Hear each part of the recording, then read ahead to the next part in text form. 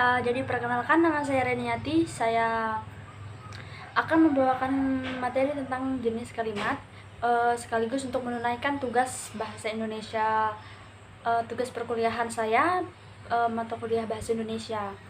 Jadi langsung ke materi. Jenis kalimat dalam bahasa Indonesia dapat dibedakan menjadi kalimat simpleks, kompleks, majemuk, dan majemuk campuran. Yang pertama yaitu kalimat simpleks, yang lazim disebut dengan kalimat tunggal, yaitu kalimat yang hanya terdiri atas satu klausa atau satu struktur predikat. Satu struktur predikat dalam kalimat dapat berupa subjek dan predikat,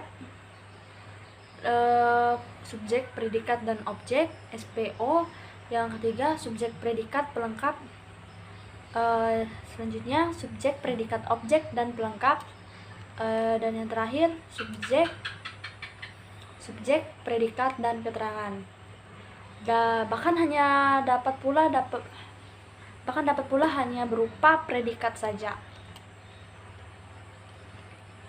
Contohnya pada kalimat subjek dan predikat yaitu orang itu guru kami. Selanjutnya ya subjek, predikat, dan objek. Kartini sedang membuat surat jawaban. Contoh kalimat tersebut merupakan kalimat simpleks yang karena hanya terdiri atas satu klausa yang berupa satu informasi.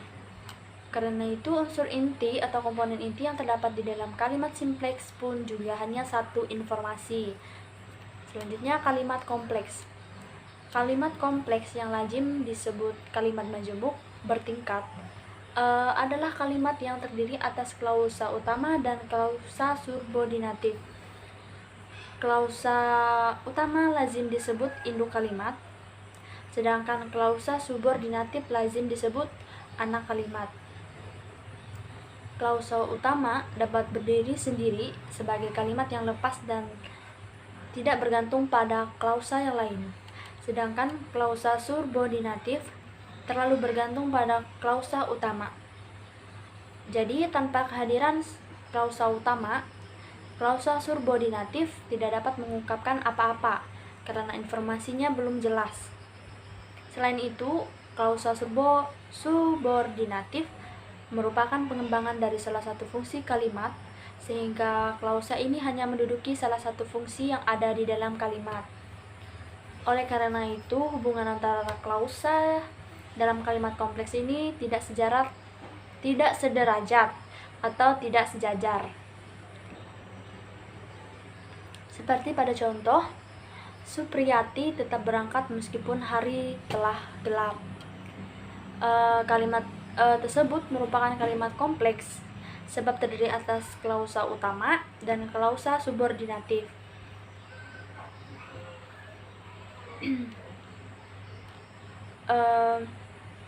Klausa utamanya yaitu Supriyati tetap berangkat,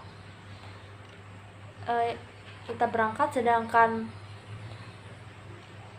meskipun hari telah gelap merupakan klausa subordinatif. Klausa subordinatif dapat terletak pada akhir kalimat atau awal kalimat.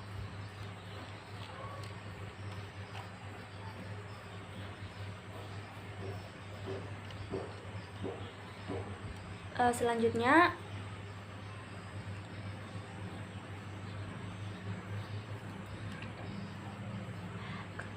klausa subordinatif selain dapat menduduki fungsi keterangan seperti dapat pula menduduki fungsi objek, pelengkap, dan subjek seperti contoh berikut, yaitu Sujarwo tidak mengetahui bahwa dirinya di PHK. Jika dicermati, tampak bahwa konstituen bahwa dirinya di PHK pada contoh tersebut merupakan klausa subordinatif yang menduduki fungsi objek.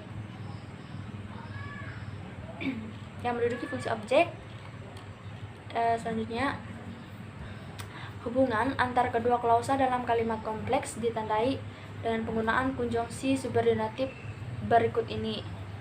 semenjak, ketika, sambil, selama, setelah, sebelum, dan sebagainya. Selanjutnya kalimat majemuk.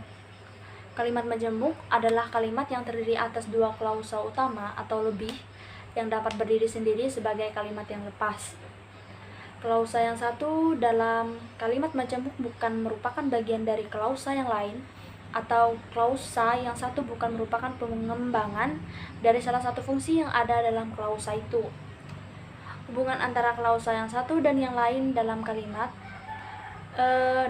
ini menyatakan hubungan koordinatif. Seperti pada contoh, Yanto membaca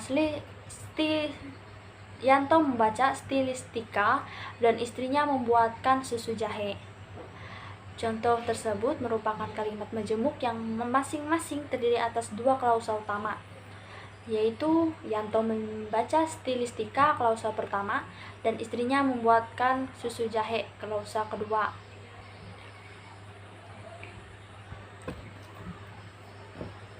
Yang dihubungkan dengan konjungsi koordinatif dan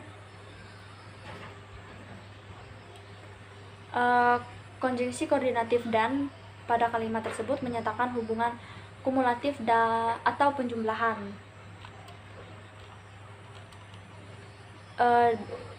dengan struktur SPO,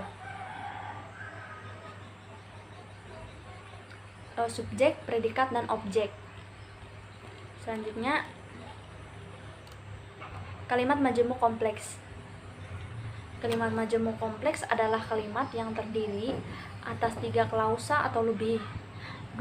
Dua di antara klausa dalam kalimat majemuk ini merupakan klausa utama, sedangkan klausa yang lain merupakan klausa subordinatif yang berfungsi sebagai pemeruas salah satu atau kedua fungsi dalam klausa utama. Kekompleksan dalam kalimat majemuk ini ditandai dengan perluasan salah satu atau lebih unsur fungsi dalam kalimat. Seperti pada contoh, ayah sedang melukis dan adik sedang belajar ketika kebakaran itu terjadi. Kalimat majemuk kompleks tersebut terdiri atas 2 klausa utama, yaitu ayah sedang melukis dan adik sedang belajar, serta 1 klausa subordinatif, yaitu ketika kebakaran itu terjadi. Kedua klausa utama yang dirangkaikan dengan konjungsi dan merupakan kalimat majemuk, sedangkan klausa yang lain adalah klausa subordinatif yang ditandai dengan penggunaan konjungsi ketika. Klausa subordinatif dalam kalimat majemuk kompleks bukan merupakan kalimat yang mandiri, melainkan merupakan bagian dari salah satu fungsi yang ada di dalam kalimat majemuk. Dengan demikian, kekompleksan kalimat majemuk tersebut ditandai dengan perluasan salah satu atau lebih unsur fungsi dalam klausa utama.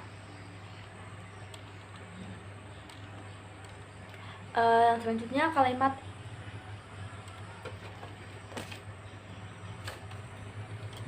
sekian materinya. Terima kasih.